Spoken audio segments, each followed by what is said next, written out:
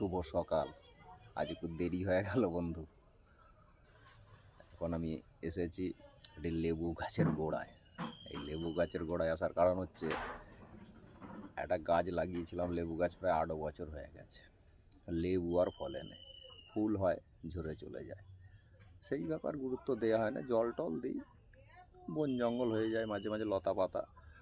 তারপরে আজকে দেখলাম যে লতা পাতাগুলো একটু সরিয়ে, প্রত্যেক বছরই দেখি লেবুর সিজনে হয় না, হঠাৎ আজকে দেখি সকালবেলা একটু বনটা পরিষ্কার করে জঙ্গলটা মানে লতা গাছগুলো দেখি না লেবু ধরেছে। আমি সেটাই শেয়ার করব।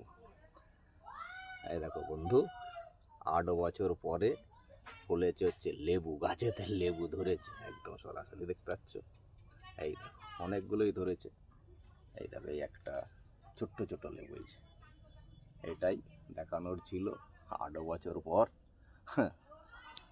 লেবু ধরেছে গাছে, তাই আমি শেয়ার করলাম। সবাই ভালো থাকবে, সুস্থ থাকবে, আবার দেখা হবে।